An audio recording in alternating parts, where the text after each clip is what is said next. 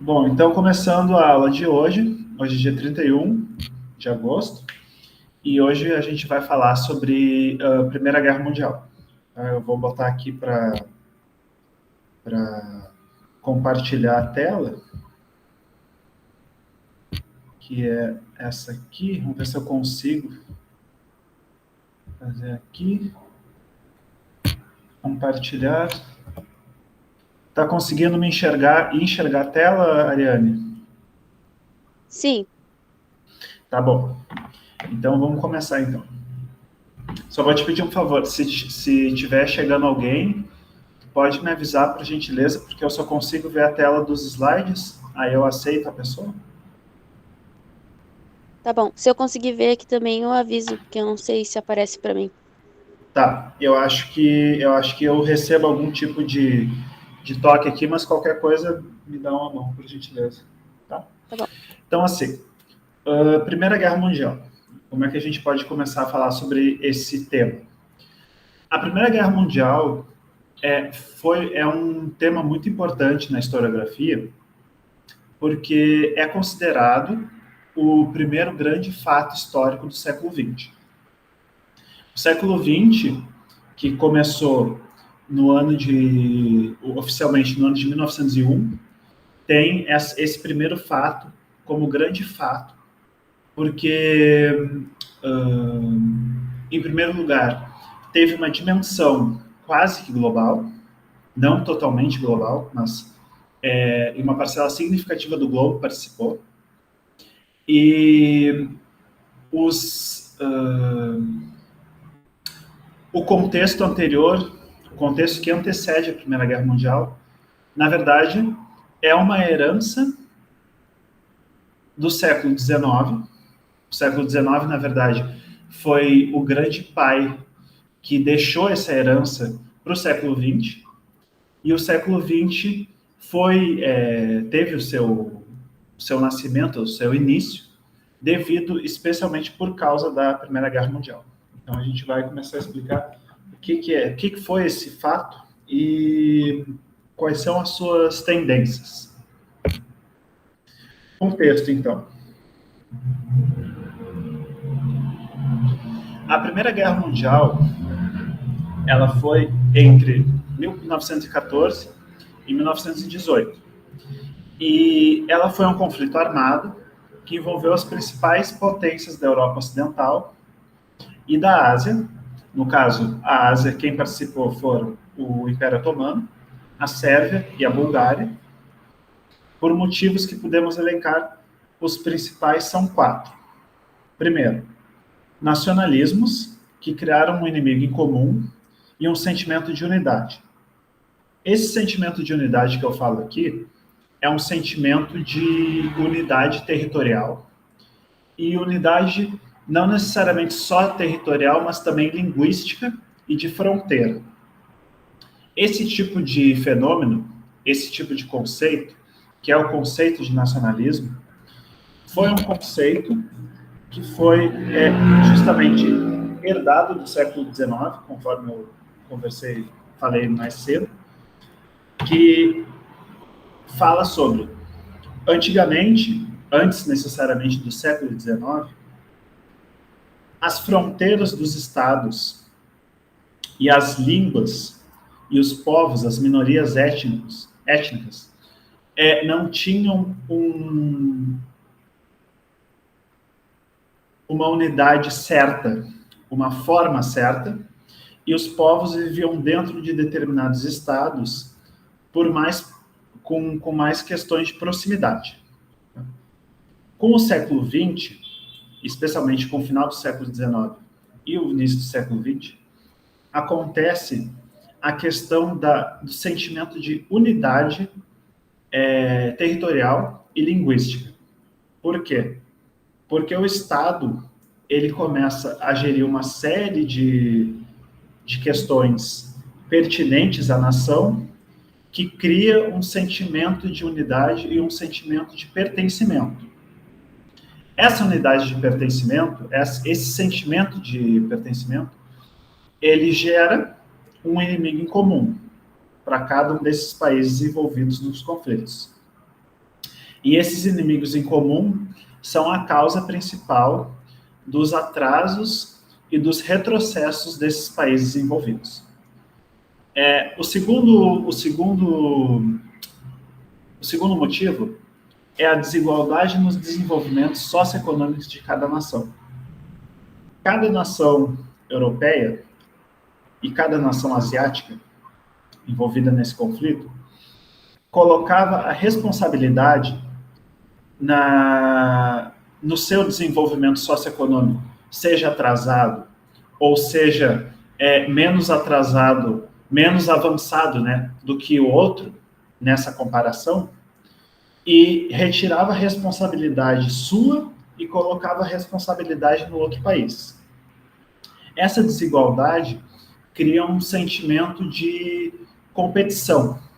E essa competição, ela radicaliza a partir das disputas comerciais e a luta pela expansão do mercado que cada país se envolve. Por exemplo, a Inglaterra foi a primeira grande nação a se industrializar, a partir do século XIX, a partir ali da metade do século XIX até o final do século XX, ela vai estar completamente industrializada, né, passando por essas duas revoluções industriais, que começam a partir do século XVIII, e ela já vai ter um mercado que ela considera como garantido. Só que a Alemanha, por exemplo, também quer disputar esses mercados, também quer disputar esses outros países enquanto consumidores, enquanto clientes em potencial. Então, essa questão começa a se agudizar. E aí criam-se os conflitos bélicos. Cada uma dessas nações se arma no preparativo de uma possível guerra, mesmo tentando evitar ela a qualquer custo. E o principal motivo é que a guerra ela é colocada como um serviço patriótico dos soldados em prol da sua nação. Então nós temos aí um outro fenômeno ligado ao nacionalismo. E o quarto é o revanchismo, devido a determinados conflitos anteriores. Esse revanchismo, ele é um revanchismo bem regional, que é especificamente pela França, que buscava uma revanche contra a Alemanha por causa da Guerra Franco-Prussiana. A Prússia, antigamente, era o Estado alemão, não era o Estado alemão unificado, mas era o Estado prussiano mais a Berlim, mais Frankfurt, mais as principais metrópoles ali, mas não necessariamente toda a geografia da Alemanha do século XX. E no século XIX, a Alemanha, ou a Prússia, né, no caso, venceu a guerra, a franco-prussiana, em 1870, e a França ficou muito de cara, muito enraivecida nacionalmente contra a Alemanha e decidiu criar esse sentimento de revanchismo. Deixa eu só ver se alguém mais entrou aqui na sala. Eu acredito que não. Mas tá, continuar então. Por enquanto só a Ariana. Então vamos lá então. O fato-chave referente ao estopim da Primeira Guerra Mundial foi o assassinato do arquiduque da Áustria, que era o Franz Ferdinand, e de sua esposa por um jovem sérvio em Sarajevo. Sarajevo é a capital, hoje a capital da Bósnia, mas antigamente fazia parte do Império Austro-Húngaro. O Império Austro-Húngaro que vai ser dos países que vai se envolver na guerra e que vai fazer aliança com a Alemanha e com o Império Otomano contra as potências europeias ocidentais, que a gente vai ver depois. Esse fato do Franz Ferdinand causa uma grande inquietação e uma grande ovação pelas potências europeias ocidentais, que a Áustria, ela se sente, no caso, na época, o Império Austro-Húngaro, se sente violado. E ela declara guerra à Sérvia. A Sérvia, como era aliada à Rússia, declara guerra, então, ao Império Austro-Húngaro, e, por sua vez, a Rússia declara guerra contra o Império Austro-Húngaro também, criando meio que uma bola de neve. Alguma dúvida até aqui, Ariane? Até agora não. Tu acha que eu estou falando muito rápido? Quer que eu fale mais devagar? Não. Tá ótimo. Tranquilo? Uhum. Tá. Então, o assassinato do arquiduque, ele está na esteira daquilo que eu estava falando antes, que é o nacionalismo e o regionalismo. O regionalismo, ou as lutas das minorias étnicas, foi um fato muito importante para o contexto do assassinato do arquiduque da Áustria. Por quê? As minorias existentes no Império Austro-Húngaro, tais como os bósnios, os sérvios e os armênios, eram minorias que não tinham soberania, não tinham direito a um Estado seu, a uma nação sua, mas se sentia se sentia escanteada pelo Império Austro-Húngaro e pelo Império Otomano. No caso, quem fazia parte do Império Otomano aqui eram os armênios. E aí eles se rebelavam, se organizavam politicamente para combater essa soberania, esse Estado que não considerava seu. E aí, os austríacos e os húngaros, né, enquanto cabeças desse Estado, eles violentavam essas minorias étnicas e cada vez mais esse conflito entre Estado soberano e minorias étnicas ia se agudizando. Por isso que deu esse assassinato do arquiduque Franz Ferdinand em 1914, que é considerado o fator inicial da Primeira Guerra Mundial. Então, o nacionalismo, como eu disse, é essa unidade territorial, essa unidade linguística que uma nação começa a ter a partir do início do século XX, e essas nações têm um inimigo hereditário. Esses inimigos hereditários são como se fossem inimigos que já vinham de muitos tempos atrás, de muitos séculos atrás, que vinham especialmente do folclore de cada país, das lendas de cada país, mas que a partir do século XX, esse inimigo hereditário foi adicionado um novo elemento, que foi adversários socioeconômicos de cada uma dessas nações e freios aos desenvolvimentos, ou seja, adversários no jogo imperialista, no jogo de adversários comerciais. Nesse jogo imperialista, cada nação via, né, determinadas nações como inimigas. Por exemplo, a Alemanha via os povos eslavos, os sérvios, os bósnios, os russos, os húngaros, como inimigos hereditários.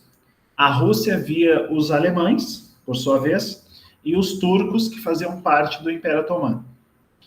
Os franceses viam esse inimigo hereditário como os alemães, e a Alemanha também tinha outro inimigo hereditário, mas no caso não era um inimigo que vinha desse folclore, mas vinha como um adversário imperialista, que era a Inglaterra. Essa rixa entre mercados, esse jogo, essa disputa comercial se acirrou muito no pré-guerra, entre a Alemanha e a Inglaterra. E o revanchismo, né, no caso, que nem eu falei mais cedo, na França, que queria ter uma vingança contra a Alemanha por causa da sua derrota na Guerra Franco-Prussiana. Aí eu trouxe aqui um trecho do Marc Ferraud, que foi um historiador francês,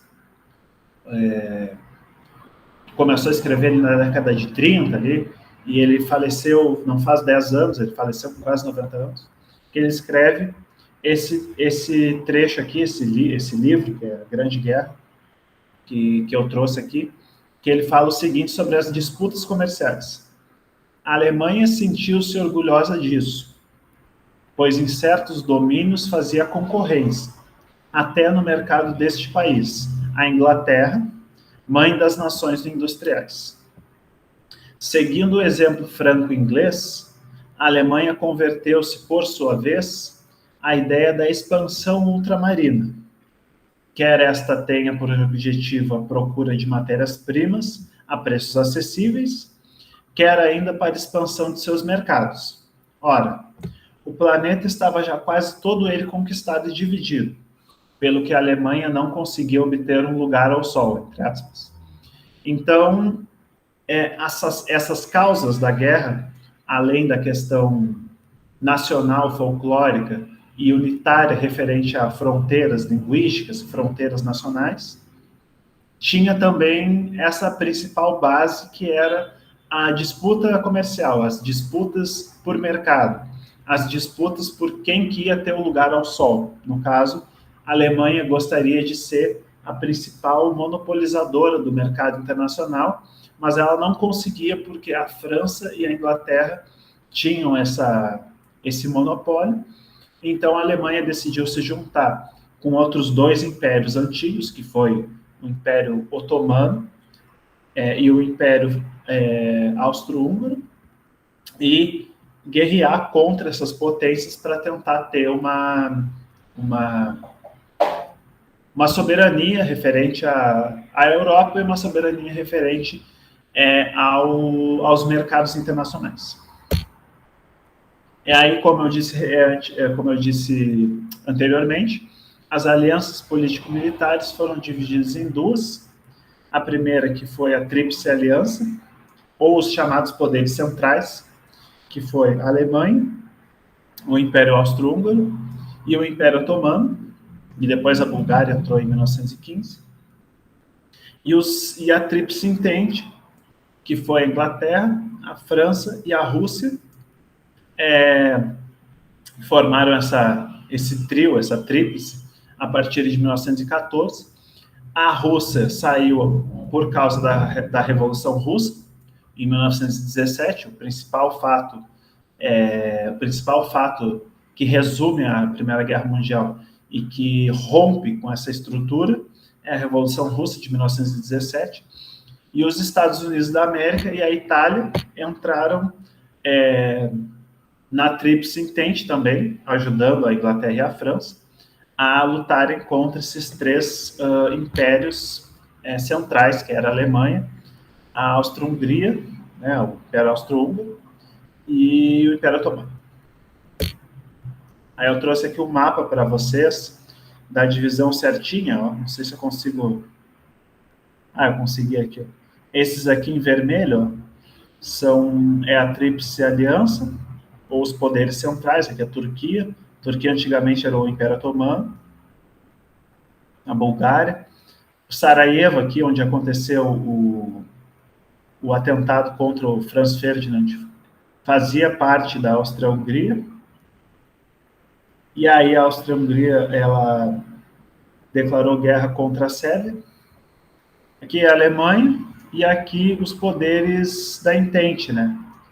Que são os países ocidentais, que era a França, a Inglaterra, Great Britain, né?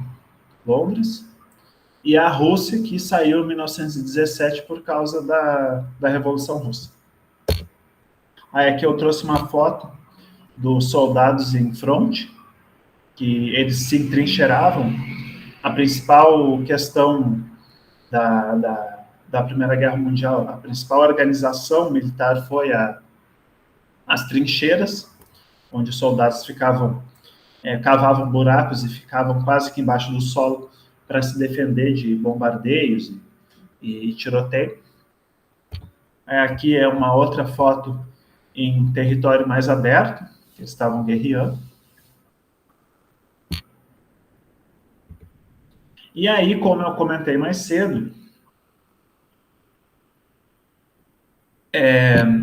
o principal fato que rompe com a Primeira Guerra Mundial, em que inclusive rompe com a lógica do século XIX e estabelece um novo parâmetro de Estado e de experiência nacional e internacional também, é a Revolução Russa, que acontece no ano de 1917, e eu vou contar para vocês como que foi a Revolução Russa e como que ela foi importante para o desencadeamento final da Primeira Guerra Mundial.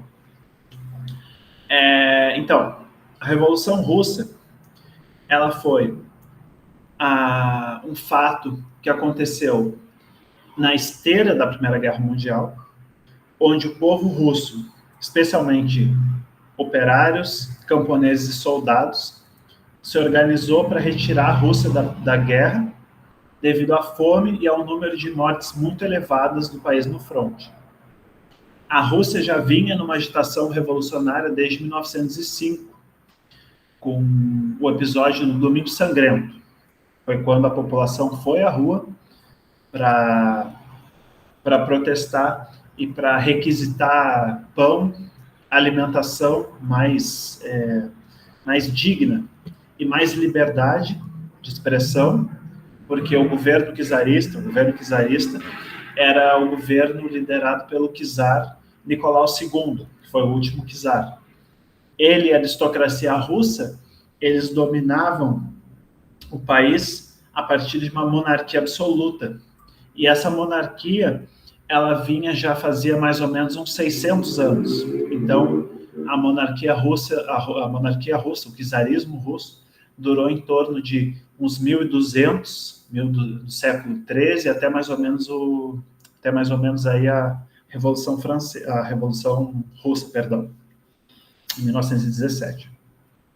E o povo já tinha passado por provações muito grandes, especialmente a Guerra Sino-Russa, de 1905, onde a Rússia saiu derrotada pelo Japão e perdeu uma parte da sua fronteira ali no leste, ali próximo à fronteira com a Manchúria, e vinha com uma repressão muito grande, com uma falta de dignidade enquanto população, e o povo russo, então, decidiu se organizar e foi contra essa estrutura.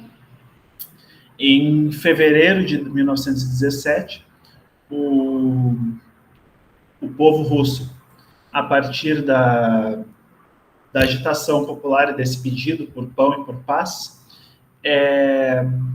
foi radicalizada, e o Congresso, então, decidiu fazer a abdicação do Nicolau II, formando, então, um governo provisório de coalizão entre socialistas e burgueses, além de, claro, setores do exército, para destronar o czar e tomar as iniciativas que o povo pedia, que era a saída da guerra e a questão da fome. Aí eu trouxe aqui o czar Nicolau II. Czar Nicolau II, que foi o último czar da Rússia. Ele ficou ali final do século XIX, ali mais ou menos 1885, ali 83, até a sua abdicação em 1917. E aqui do lado são tropas leais ao Nicolau II, que eram os chamados cossacos. Cossacos eram a guarda czarista, que era uma guarda específica em defesa da monarquia russa, que existiu até o final da Revolução Russa, a partir da vitória dos bolcheviques. Então, com o czar Nicolau II destronado, o governo provisório foi eleito e virou esse órgão de governo. Ao mesmo tempo que ele foi criado, o povo continuava a se organizar em assembleias populares, chamados sovietes, e os sovietes saíam as principais medidas, tiravam, né, as principais medidas contra o governo, para pressionar o governo, para pedir a saída da guerra, para pedir a paz e para pedir melhores condições de vida. Ariane, até agora tá tudo certo? Tem alguma dúvida? Não, até agora tá tudo certo. Agora eu tô relembrando o que eu aprendi no primeiro trimestre, né? Tu quer dar uma contribuição aí para nós do que tu se lembra? Ah, não. Não, obrigada. Tá bom. Mas qualquer dúvida que precisar, só falar, tá? Tá bom, obrigada. E então, criou-se como se fosse dois órgãos de governo, o governo provisório e os sovietes, assembleias populares. Dentro desses sovietes, organizado por operários, camponeses e soldados, existiam as tendências políticas, os partidos políticos, as tendências políticas majoritárias, minoritárias. E as principais tendências políticas foram dois grupos, que eram os mencheviques e os bolcheviques.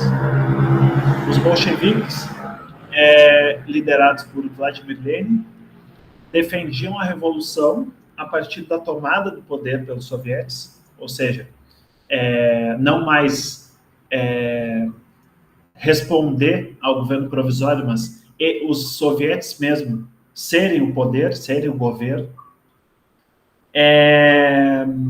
como órgão institucional, e os bolcheviques defendiam que o único órgão coerente de governo eram os sovietes, e que o partido bolchevique era o único partido dentro dessas assembleias que conseguia unir todas as aspirações e todos os planos e as vontades do povo russo.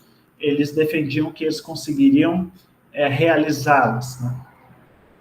Então, os bolcheviques, eles tiveram um grande apelo popular, e em outubro de 1917, eles tiveram majoritariamente a vitória em quase todos os sovietes da Rússia, e a partir de outubro eles venceram e se tornaram, então, o governo institucional, né? O órgão institucional coerente, que nem eu falei mais cedo.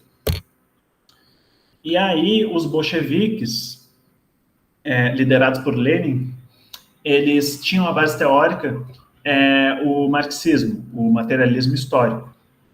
E então eles defendiam uma revolução aos moldes do comunismo, que era especialmente propondo medidas como a nacionalização dos bancos, a estatização das indústrias e a cessão da terra aos camponeses pobres e médios. O lema bolchevique era paz, pão e terra, ou seja, paz na guerra, pão para a população e terra aos camponeses, porque os camponeses eram os principais, eram o principal grupo que sofria na mão do czarismo e que tinha que vender, né, a sua força de trabalho e também a sua dignidade aos grandes latifundiários e aos grandes donos de terra, né? Aí os bolcheviques decidiram terminar com essa questão de grandes latifundiários, grandes empresários, e começaram a lançar essa ordem de que o poder pertencia aos sovietes, né, às assembleias populares. Os tratados e o fim da guerra. O bolchevismo, então, ele vencendo a partir de outubro de 1917, tratou de selar o armistício da Rússia, saída da Rússia, com a Tríplice Aliança, com o Império Otomano, a Alemanha e o Império Austro-Húngaro, com o Tratado de Brest-Litovsk, que foi assinado em fins de 1917, início de 1918, cumprindo a promessa de paz. Nesse mesmo ano, a Primeira Guerra teve seu ritmo final, com a entrada de países aliados ao Entente, como os Estados Unidos, o Japão e a Itália. Esqueci de colocar ali no slide. Em novembro de 1918, a Tríplice Aliança foi derrotada e em 1919 foi assinado o Tratado de Versalhes. O Tratado de Versalhes é o principal tratado do fim da Primeira Guerra Mundial, que é uma responsabilização total da Alemanha pela guerra, pelos horrores da guerra e por esse conflito, né? Por todo esse conflito.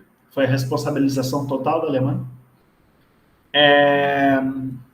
Outras penas foram impostas também aos 3 países, tais como existência limitada de exército, diminuição do seu território. No caso, a Alemanha perdeu uma parcela significativa da Áustria, e com isso o Império Austro-Húngaro chegou ao fim. Ele foi quebrado, foi desfeito, foi derretido, e a Áustria e a Hungria voltaram a existir enquanto países separados, né?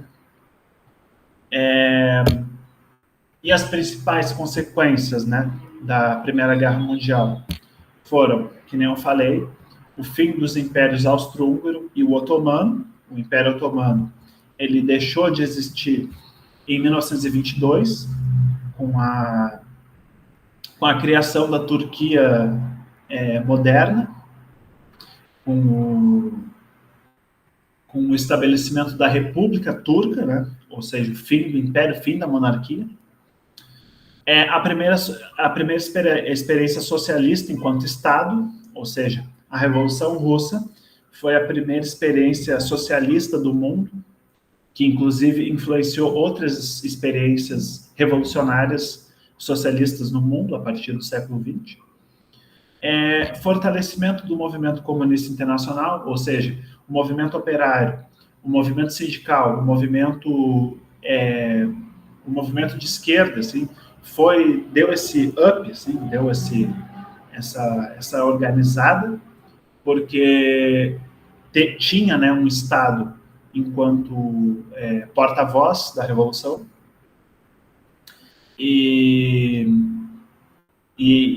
essa Revolução Russa, ela criou um sentido, uma organização e uma disciplina para os partidos comunistas e socialistas de como se organizar, o que isso não tinha ocorrido até a Revolução Russa, a Primeira e a Segunda Internacional.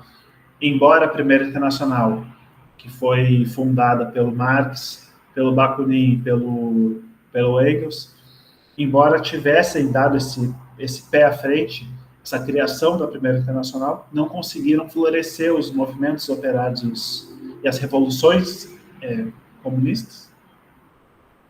A Segunda Internacional foi uma internacional bastante reformista, então dentro do sistema capitalista, dentro das questões parlamentares.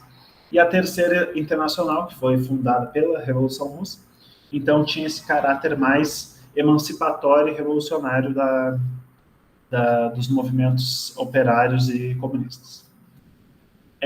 O início do período chamado do Entre Guerras, que é um período de mais ou menos uns 20 anos, não dá 20 anos, mas dá quase 20 anos, que é onde a Europa Ocidental, de novo, começa a se armar, que a cultura alemã floresce novamente até 1933, com o surgimento do nazismo, que aí a arte e a cultura alemã são relegadas a um partido político, que é o Partido Nazista, que tinha toda a questão eugênica, toda a questão racista, toda a questão anti-intelectual e anti-progressista, né?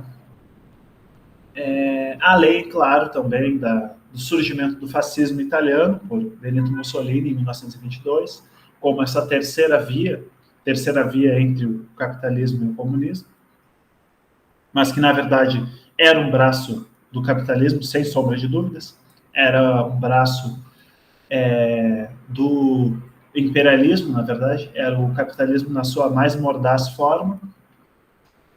E outras questões também importantes, aqui no Brasil, por exemplo, né, nesse período do Entre Guerras, em 1930, nós temos a Revolução de 1930, chamada Revolução de 1930, que foi com o governo Getúlio Vargas.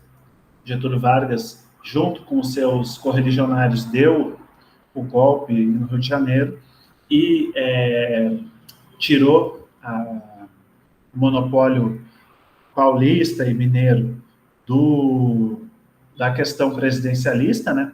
Portanto, começaram a ser outros políticos mais nordestinos, mais gaúchos e sulistas no poder, e não tanto mais a política do café com leite, que era dos paulistas e mineiros. E, além disso, também nós temos outros fatos importantes no período entre guerras, que foram, por exemplo, não somente o fim desse poderio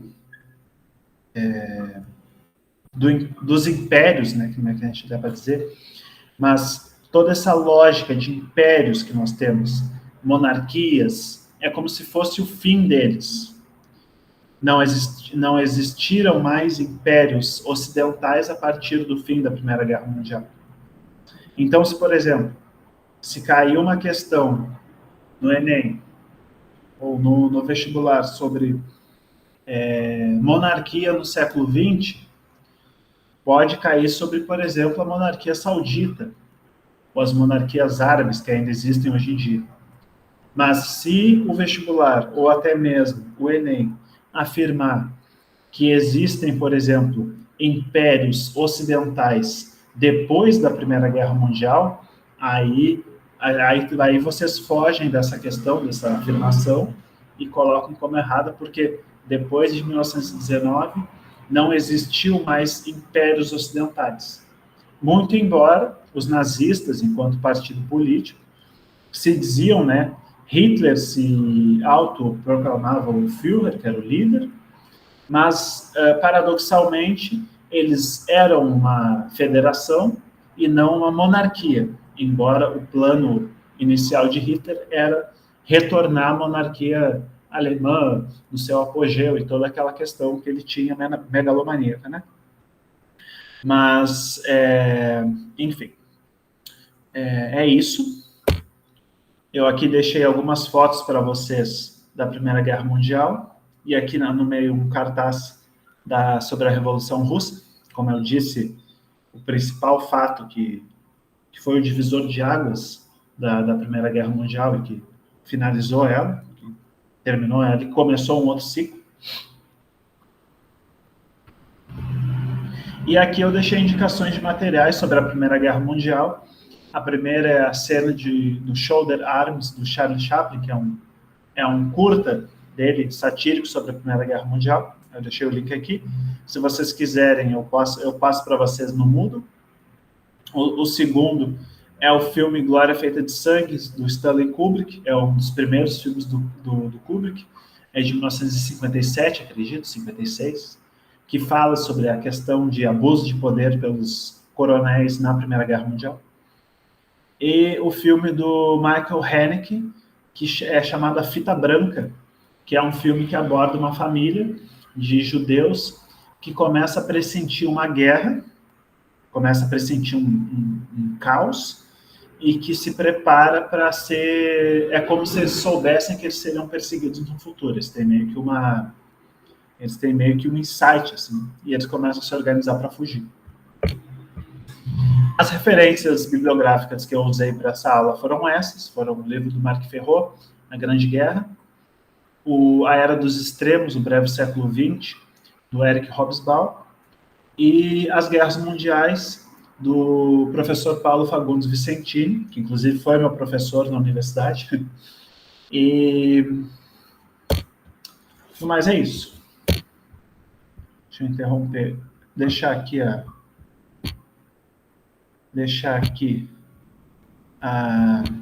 fechar aqui a apresentação. E não sei se eu falei muito, se eu falei pouco, se devia falar mais, se foi uma apresentação tranquila. Tem alguma dúvida, Ariane? Sobre o assunto em questão, não, foi bem explicativa, eu consegui fazer bastante anotação. Eu só ia perguntar para o senhor vai passar alguma aula sobre a crise de 29. É uma boa ideia. Eu não estava pensando nisso, mas eu posso passar. Posso É, passar. porque Inclusive eu posso te passar alguma indicação bibliográfica, se tu quiser. eu quero, porque eu conversei com a minha professora de história e ela disse que pode ser um possível tema não só no Enem, mas acho que mais para o vestibular, que eu vou fazer o vestibular daí. A crise de 29 é um fato que cai, não sei, no vestibular eu estou um pouco por fora, mas eu sei que no Enem caiu em 2019 e 2020. E outro tema importante de se estudar para o Enem também é Getúlio Vargas, que eu falei, também cai bastante. E outro assunto também que eu vou trazer para vocês, eu acredito que vai ser a próxima aula. Não sei ainda, mas eu acredito que eu vou trazer para a próxima ou para outra o Código de Hammurabi também, que é o primeiro código de leis conhecido que foi feito na antiga Mesopotâmia. Aí eu vou passar para vocês.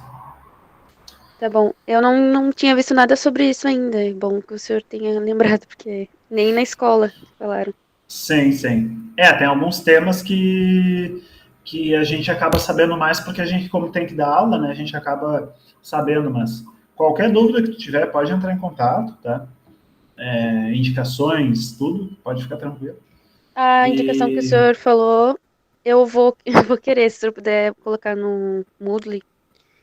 Daí eu vou tá, querer. qual deles O o da vídeo? aula de hoje, e o vídeo também. Tá. E o Eu da vou ver crise de se eu 29, passo. Tá, se o senhor eu vou tiver. ver se eu vou passar, então, vou upar depois esses slides. E aí depois eu passo também o vídeo. O vídeo eu vou ver como é que eu upo, porque eu não sei como é que faz. Eu ainda estou me acostumando a plataforma do Moodle. Mas aí eu passo esse vídeo também. E, e aí eu não sei, eu acho que semana que vem vocês vão ter aula com o Adriano, eu acho. Acho que vocês vão ter aula sobre Brasil colonial ou ciclo do ouro, porque eles que estão dando Brasil, do mais questões internacionais, assim. Mas é isso. Eu vou então parar a gravação. Deixa eu só ver aqui. Mas antes, se tu quiser me perguntar alguma coisa, fica à vontade. Inclusive depois da gravação, tá? Fica tranquilo. Não quero perguntar nada, só agradecer pela aula mesmo. Tá bom, muito obrigado. Eu fico feliz em poder voltar à sala de aula. Deixa eu só olhar aqui. Tá, eu faço aqui. Parar a gravação.